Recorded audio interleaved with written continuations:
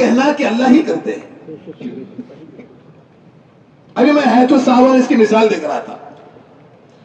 بہت خوبصورت انداز میں مقامات کا خیال رکھتے ہوئے الفاظ کو تولتے ہوئے آپ کے سامنے رکھوں گا کیونکہ ہستیاں بڑی سامنے ہمارے ہیں. صحابہ حنین کے میدان میں پہنچے. یا ایک جملہ یاد رکھنا, مراکش میں کہا گیا کثرت حق والوں کی بھی ہو. جملہ یاد رکھنا, کثرت حق والوں کی بھی ہو اور دل میں عزم پیدا ہو جائے تو مدد اٹھنے کے لیے کافی ہے. صحابہ کی جماعت ہے, حنین میں ہے, اور اتنا ہی خیال ہے کہ آج ہماری کثرت ہے. لیکن سیرت میں کیا آتا ہے کہ قدم اکھڑ گئے. دو نام سامنے ملتے. اللہ کے رسول صلی اللہ علیہ وسلم کے دائیں بازو کون تھے؟ دو نام بڑے پڑے ہونے فقط. پہلا نام آیا ہے عباس بن عبد المطلب اور رضی اللہ عنہ.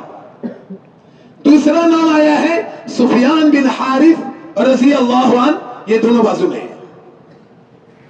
اتنے میں اللہ کے رسول صلی اللہ علیہ وسلم نے فرمایا علی آؤ ایک مٹھی ریت لاؤ.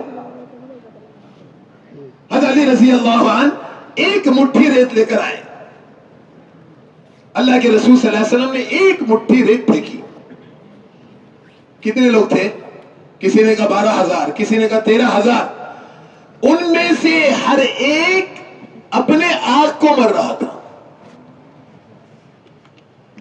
ایک مٹھی ریت 12,000 کی آنکھوں میں جا سکتی؟ کس نے پہنچائی؟ بولو, اللہ نے پہنچائی. اس پر بس نہیں ہوا, اس پر جو نتیجہ ظاہر ہوا وہ خود کہتے نتیجہ یہ تھا کہ ہر درخت, ہر پتھر پر ہمیں شہسوار نظر آ رہا تھا جو ہمارا پیچھا کر رہا تھا. لیکن جب اللہ نے قرآن میں یہ واقعہ بیان کیا تو کیا فرمایا؟ وَمَا رَمَيْتَ إِذْ رَمَيْتَ وَلَكِنَّ اللَّهَ رَمَى. محمد صلی اللہ علیہ وسلم جس وقت آپ نے پھینکا اس وقت آپ نے نہیں پھینکا ہے بلکہ کس نے پھینکا ہے؟ اللہ نے پھینکا ہے. وہاں مفتی شفیع صاحب نے جملہ لکھا ہے جب اللہ محمد صلی اللہ علیہ وسلم کی پھینکنے کی نفی کر رہے ہیں تو زندگی میں کوئی آدمی یہ نہ کہنا کہ یہ کام میں نے کیا ہے. کیا کس نے؟ فقط اللہ نے کیا. اللہ اکبر. زندگی میں ایک کلمہ ایک نبی کی زبان سے نکلا ہے, اور کیا کہ میں اس کو بھی تول کر بتاؤں گا. سب کے ادب کا خیال رکھنا ہے اور مجمع کو ہمیں توحید بھی سمجھنا ہے. جلال الدین سیوطی رحمت اللہ علیہ نے لکھا, صحیح مسلم میں یہ قصہ موجود ہے. موسیٰ علیہ نبینا علیہ السلام بیان کر رہے. بیان کے دوران ایک آدمی نے سوال کیا دنیا کا سب سے بڑا عالم کون؟ موسیٰ علیہ السلام نے کہا انا, میں. علماء نے نیچے لکھا جواب صحیح ہے کہ نبی سے بڑھ کر کوئی عالم ہی نہیں. لیکن پھر بھی اللہ کو یہ جواب پسند نہ آیا. اللہ نے کیا فرمایا؟ موسیٰ مجمع البحرین میں جاؤ, وہ ہمارا ایک بندہ ہے, اس کا علم تجھ سے اعلیٰ ہے. ان کے پاس علم تشریح ہے, ان کے پاس علم تکوینی ہے. پھر علماء بحث کریں گے کون سا علم افضل ہے. مجھے قصہ لمبا نہیں سنانا. خضر علیہ السلام کی ملاقات ہو گئی اور دونوں کشتی میں بیٹھ گئے. اس کو بھی صحیح مسلم نے لکھا. کشتی میں بیٹھے اور آسمانی دنیا سے چڑیا آئی اور آنے کے بعد سمندر میں اپنی چونچ ماری, پانی لیا, لے کر اڑنے لگی. اب چڑیا چھوٹی سی, اس کی چونچ اتنی چھوٹی سی, اس کے منہ میں جانے والا پانی اتنا چھوٹا. جب وہ جانے لگی تو خضر علیہ السلام نے موسیٰ علیہ السلام کو دکھایا, موسیٰ دیکھ. کیا یہ چڑیا کے منہ میں جو پانی جا رہا ہے نا, یہ تیرا اور میرا علم ہے. اور یہ سارا سمندر اللہ کا علم ہے. سنا بھی اللہ کے علم کی وجہ سے تم نے میں نے کسی کے کان میں کوئی جملہ کہا جس کو عربی میں نجوا کہتے ہیں, ہماری اردو زبان میں کہیں گے کانا پھوسی کہتے ہیں, وہ بھی کہا نا, اللہ کہتے اس کو بھی میں جانتا ہوں. اور نجوا کی مثالیں ہے تو صحابہ میں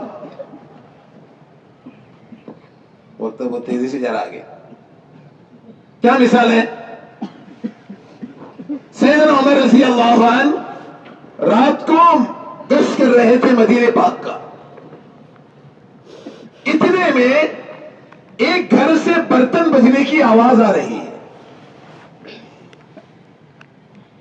تو سیدنا عمر رضی اللہ عنہ کے ساتھ میں عبداللہ بن مسعود بھی تھے, ان کو وہی روکا اور پیچھے کی دیوار سے اندر چھلانگ ماری اور اندر آئے.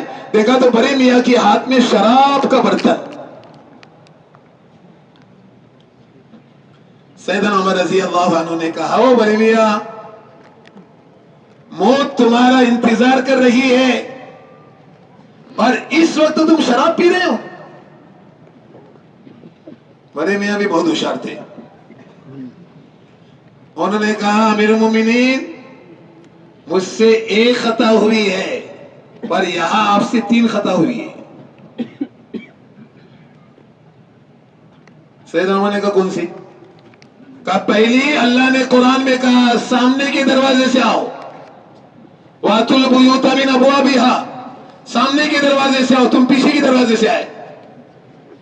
کہا دوسرا, اللہ نے فرمایا کہ سلام کرتے ہوئے آؤ, تم بغیر سلام کیا گئے.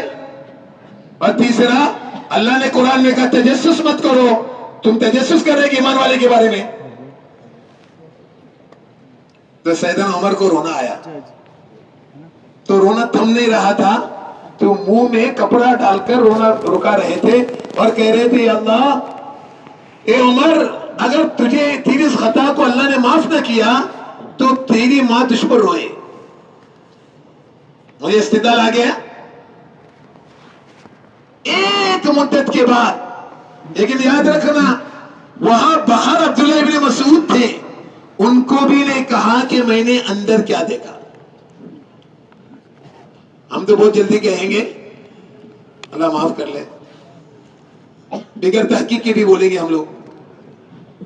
رات کے اندھیرے میں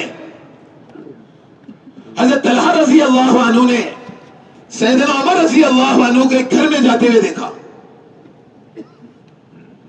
تو وسوسہ شیطان نے ڈالا کہ تنہا گھر ہے, اندھیرا ہے, مدینہ کے باہر ہے, اور سیدنا عمر رضی اللہ عنہ کیوں اندر گئے. لیکن کہا ٹھیک ہے, ایک مرتبہ باہر نکلنے دو, پھر میں جا کر تحقیق کروں گا. جیسے سیدنا عمر رضی اللہ عنہ باہر نکلے, حضرت طلحہ رضی اللہ عنہ اندر آئے. دیکھا تو ایک بڑھیا آنکھوں سے نابینا, پاؤں سے اپاہج بیٹھی ہوئی ہے. سیدنا عمر قریب آئے, حضرت طلحہ رضی اللہ عنہ قریب آئے, اس بڑی بی سے پوچھا کہ عمر کیوں آئے تھے؟ تو تم دیکھتے نہیں ہو میں آنکھوں سے نابینا ہوں, پاؤں سے اپاہج ہوں, سالہ سال سے میرا پیشاب پخانہ صاف کرنے آتے ہیں. حضرت طلحہ رو پڑے اور کہا, اے طلحہ, تیری ماں تجھے گم کرے, تو عمر میں خطا ڈھونڈتا ہے.